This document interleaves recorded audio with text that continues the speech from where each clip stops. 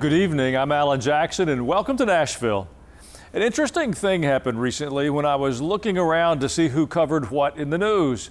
I thought I was reading an article from the New York Times that was actually complimentary about President Trump. So I went back and read it again, assuming that it was some sort of an AI-generated spoof.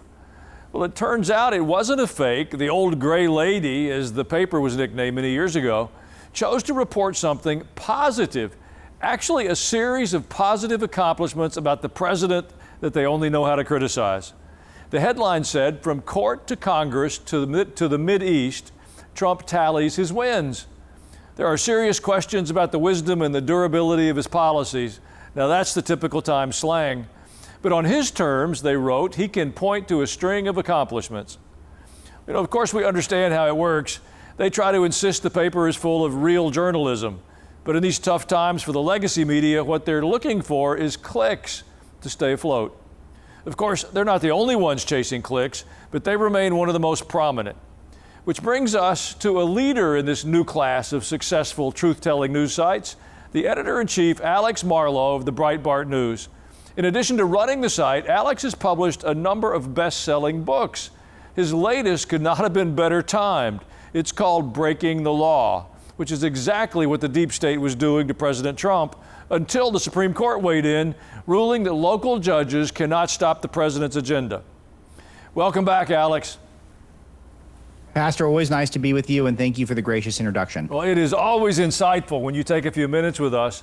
Tell us the case you made for Breaking the Law. It's a fascinating new book, and how you got the Supreme Court to weigh in just as the book was published. Congratulations on your timing. Yeah, unbelievable timing. It was starting to seem like things were coming together for me in that front. I've written a couple other books, but none of them have hit the news cycle at the specific moment that this one is in terms of relevance. I don't know. I guess I had to use my crystal brain to kind of come up with a good topic. No, but it really started when I started to dig deep over a year ago into the lawfare against President Trump, these various trials against him, these various cases, civil, criminal, and starting to understand that things were much more severe than the media was letting on. A lot of it, you're right to cite the New York Times, but the emphasis across government, across the judicial branch, which Joe Biden never wanted to be impartial, and the Biden government, and these district courts, and these civil courts, and these judgeships, and these law schools, all of them had been inputs into this process that was now trying to end our democracy as we know it by preventing the former president and leading candidate for one of the major political parties, Donald Trump, from being able to be a free man on election day. They wanted him behind bars, and they thought they could do it. And if not that, they're going to bankrupt him in the process, try to wear out his will, whatever it took to make sure that we could not let our democracy play out and elect him. And I thought that we were almost whistling past the graveyard a little bit. This was an existential threat to our country. And we were treating it as if it was just business as usual in the news. It was anything but.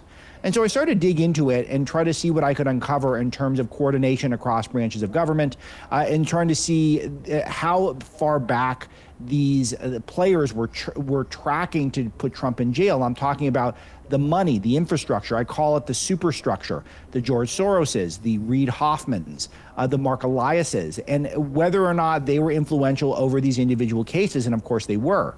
The role the Biden government played, Merrick Garland, the Attorney General, his deputies, the roles each of these individuals played, and how Trump somehow was able to beat them all in a way is one of the greatest stories imaginable. And somehow it got even more intense when Trump won with all these lawfare district courts that were trying to upend and act as though they had a veto power over the executive branch of the U.S. government. All this subverts the will of the people and our democracy, and it's time we start taking it seriously. One of the things that's been most noticeable is how so many decision makers were able to get away with the type of activity that the local judges did. And no one seemed to report on it for what it was, until places like Breitbart News came along. Am I right in that perspective? You felt like a voice crying in the wilderness to me. That's how it felt. I felt like I was taking crazy pills someday, because you would think that the media was cheering on as these judges like Judge Boasberg would go and single-handedly block a key provision of the Trump agenda, and they would act like this is great news. It's terrible news. Just the suggestion that a district judge that is supposed to be confined to a district would be able to have a veto over the executive branch of the U.S. government. The one office we elect as a national government is the president of the United States. Every other thing we vote for is either local or statewide. We don't vote for anything else nationally other than the president. Our nation picked Donald Trump to be the leader. And for a district court judge that none of us had ever heard of, unless, of course, we read that they'd blocked Trump, for them to veto huge portions of the agenda was, of course, unacceptable. And yet we were just treating it as if it was just one of those things. No, that has to stop, and justice must be brought. There was another tool among the deep state players, in this particular case, one used by the former CIA director, John Brennan, who did everything he could to help advance the made-up Russia collusion tale about candidate Trump. Listen to how he pitched his tale to Congress. I encountered and am aware of information and intelligence that revealed contacts and interactions between Russian officials and U.S. persons involved in the Trump campaign. Frequently, individuals who go along that treasonous path do not even realize they're along that path until it gets to be a bit too late. You know, of course, Brennan's media friends went along with it, so it quickly took on a life of its own. That is, until the truth came out that Brennan made up his own narrative to try to end the Trump campaign. Now he's facing possible perjury charges for unilaterally deciding to include the discredited Steele dossier in his report. What kind of trouble is he really in? I'm hoping big trouble. You don't want to get John Ratcliffe's attention, and he's got it. I actually interviewed Jim Jordan, who runs the House Judiciary, yesterday and asked what he thinks is going to happen. He said all options are on the table here, but it looks like we've got Brennan in perjury dead to rights. I mean, that's what it appears. I will caveat it for any attorneys watching. I don't want to get you in trouble, Pastor. But it appears like we got the guy, and what are the consequences? I don't know exactly, but perjury is a serious thing, especially when it's done to subvert the U.S. government. So I don't know, as a non-attorney, what are the limitations on where things can go, but certainly revealing to the public that this guy who's leading our CIA and then doing the commentary in the media as if he was neutral was essentially an agent of chaos in this country. I think it's very worthwhile that we pursue this to the fullest extent we can to get justice for the people affected. Well, one more question before we take a short break. Trust in the old media continues to drop, and so does viewership. Is liberalism so deeply in their bloodstream that they'll continue in this sinking ship until they become entirely irrelevant? Yeah, I think so. I can't believe one thing we're tracking at Breitbart, where they've got a new Superman movie coming out, and we can't stop talking about how if you go woke, you go broke. Well, the new Superman changed the motto from truth, justice, and the American way to truth, justice, and all those good things. And the director and the director's brother, who's an actor in the movie, were saying that you're a jerk if you don't like this movie. And this movie's all about immigration and how we've lost our sense of kindness to immigrants. And it's just all of this woke stuff. The thing hasn't even come out yet. You know that's going to make the movie tank. We've seen this movie over and over again, figuratively speaking. Whenever you say that stuff, no one goes to your movie. And they can't help themselves. I think there's a cognitive dissonance for the left, Pastor, where they believe all these things so deeply and they don't work. They don't play out the way they do in their brains. And they see themselves losing ground in every major demographic to more traditional, more conservative values. And they must be driving themselves crazy over it. And I think that explains a lot of their erratic behavior over the last 6 months. Well, Alec, let's take a short break now. And please stay for another segment. I want to ask you about the New York mayor's race, which is sadly a sign of the times from the Democrats. We'll be right back.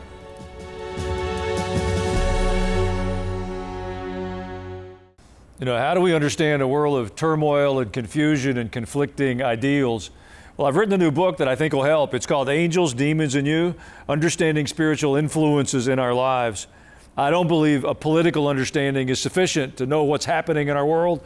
We need to understand the spiritual forces that are impacting us every day. Well, I wrote this book to help you navigate that in a way that will bring God's victory into your life. Read it. I believe it'll be a blessing.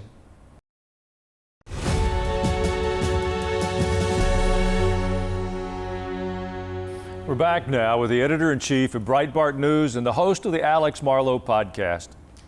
You know, just when the Democrats were heading to a stage of almost total irrelevance, along comes a socialist Democrat for New York mayor. Andrew Cuomo assumed that he would get the nomination, but he lost to a guy by the name of Zohran Mamdani.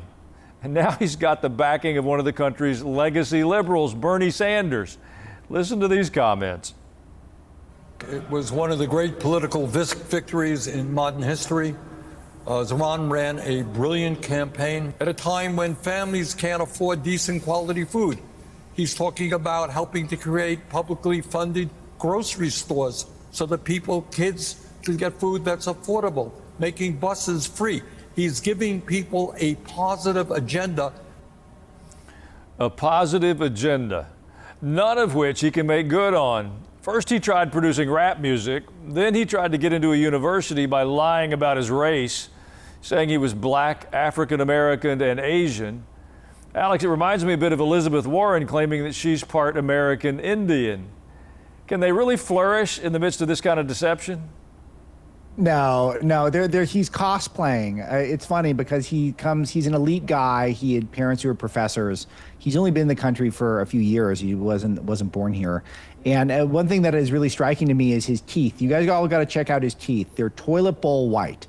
And you don't get that color unless you've used some real hardcore cosmetic dentistry. And they're not doling those out in socialist and communist countries. I mean, that is a product of pure capitalism. This guy is the biggest phony, period. And I kind of love to see it. I think New York's been on a bad track. Governor Cuomo is responsible for a lot of deaths with his nursing home policy for COVID, so I wouldn't want him to be the mayor either. And this whole thing with government grocery stores, Pastor, do you know where it comes from? He misread a budget item. He saw that there was all this money getting allocated to the corporate grocery stores, and he thought, well, let's just reallocate it to government grocery stores. He misread it. There isn't that much money. There's no way he could pull that off. And Bernie Sanders, who's proven to be a big dope, he's just congratulating him for it. It's a terrible policy. He wants more housing projects. So how have those gone in this country? They end up looking more like the TV show The Wire than some sort of thriving community. Capitalism is the best system that we can have. It's not great. It's imperfect. We've got huge wealth gaps in this country that I admire people who want to take on those issues in a serious way. But this is a deeply unserious and inauthentic charlatan. And if New York votes for him, then that's what they deserve. You know, I'm old enough to remember the reports and the videos of the stores, the grocery stores in the former Soviet Union. Their shelves were not full and the people were hungry. Socialism is a failed experiment. We can't forget that, can we? No, and what do you associate government grocery stores with? Old Soviet Union, North Korea, Cuba, not thriving places where people are dying to move and are beacons of freedom and hope. No, they're beacons of destitutions and oligarchy where you have this class of elite that are constantly lecturing and hectoring the general public about how great they've got it when they're confiscating all their wealth. It's a terrible experiment. It's never worked. And if New York wants to have this flirtation, then I'm very curious to see how far they'll take it, because will they buy into this guy's clear shtick? He's completely inauthentic. Or will someone come around and point that out? That's all they got to do. Just point out this guy's a phony, and I think you'll lose. Well, while we're out on the fringe of Democratic politics, do you want to comment on how AOC is being included on the short list of future Democrats to keep an eye on? It makes perfect sense because she's got charisma, and none of them actually have charisma. If you look at their party, it's run by old, unpopular people who haven't had a real job in decades, if they ever have one at all. You can add Zohran to that, by the way. I don't think he ever had a real job. And she's got a way of being able to channel the youth and enthusiasm and energy that is to be taken seriously. The energy factor is to be taken seriously. But I don't think that she's particularly authentic, and I don't think that she's got a slate of issues that are popular on a piecemeal basis. The reason why people would be excited about her is because Gavin Newsom's done a terrible job leading the state of California. Pete Buttigieg is a big nothing. Kamala Harris is not a particularly bright person or a skilled politician, as we learned. So who are they going to go to? And their bench is very thin. On the Republican side, our bench is very deep. The 10th best Republican right now is leaps and bounds ahead of the most talented political Democrat at the moment. That is a big opportunity for us, Pastor. So that's positive news in my view. Alex, there's something of an unholy alliance between some of the Democratic leaders and the legacy media in their attempts to stir up violence against ICE. and it seems to be gaining some traction. How do we walk this back to keep those people safe that are watching over our borders? Yeah, this is a huge portion of breaking the law, so thank you for giving me a chance to suggest that.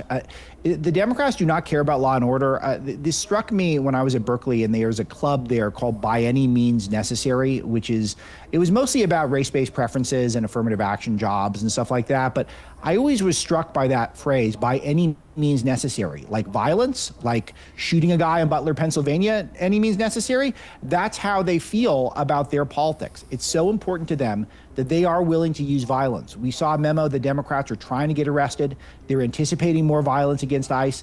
They congratulate it on TikTok and some of these social media platforms. You see normal people calling for violence against people who are just trying to enforce our laws. They have a deep ghoulishness to the internal workings of the Democrat Party.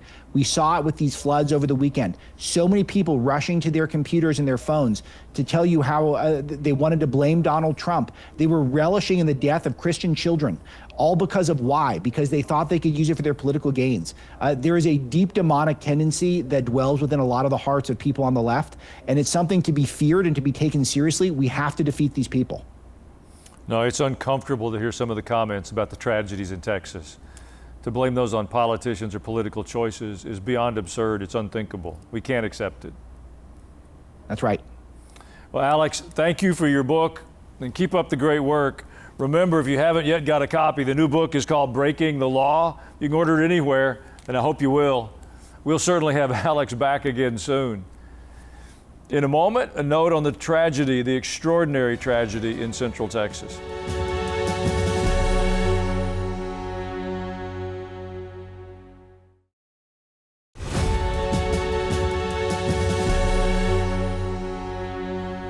And I want to speak to the disaster in Texas, the once-in-a-century flooding that has taken the lives of more than 100 people, including many young people from a Christian camp.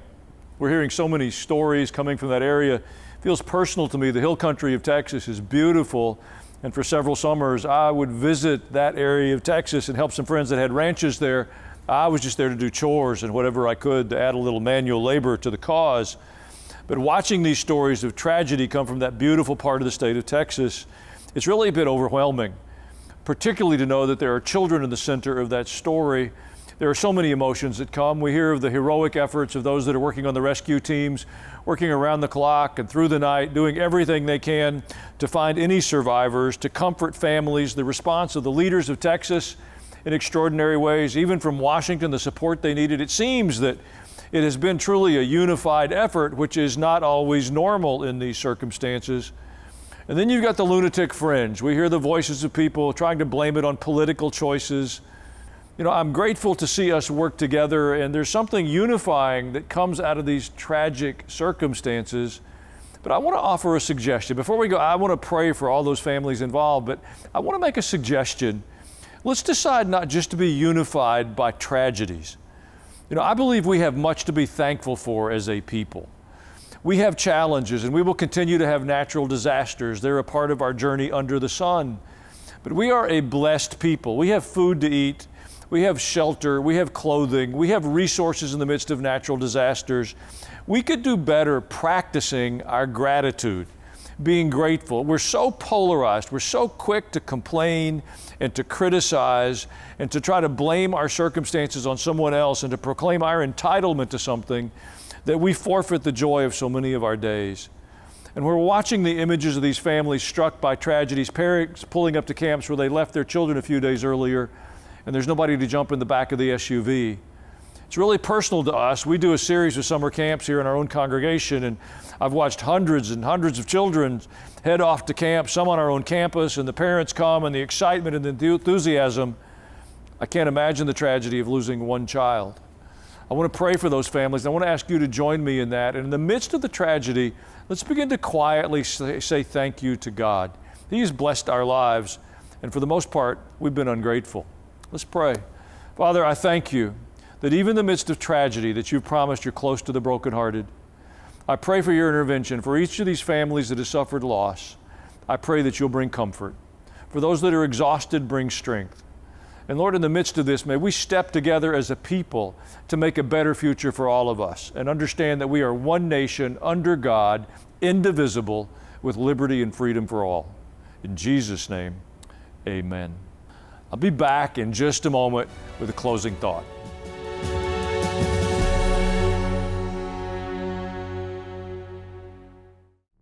Hey, I want to give you a personal invitation to join my podcast, Culture and Christianity. For a person to think that the Bible is not political, you don't know the Bible. We're trying to understand how to take our faith outside the walls of the church and live it out in the marketplace. He will show you what to do, whether it's in our communities, in our country, or other places in the world. So I brought in some friends, some people that are trying to do this. How could anyone call themselves Christian and be pro-choice?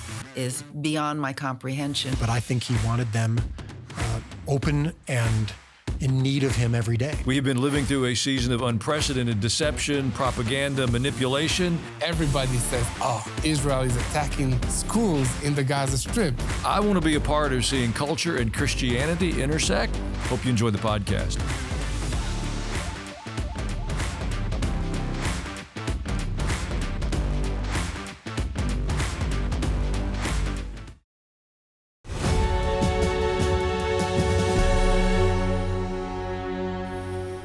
I want to thank you for spending a few minutes with us this evening. We face tragedies as a nation, and I'm certain that we will face more in the future. But our faith in standing together and a confidence in a living God, that gives us a pathway forward, even in those seasons when we have broken hearts. If you ever happen to miss an episode, you can go to ajnow.com. There's an archive there with all of the programs. Makes them easy to share with a friend. That helps us all. Again, thank you for sharing a few minutes with us this evening. I'm Alan Jackson, and I pray you have a wonderful night.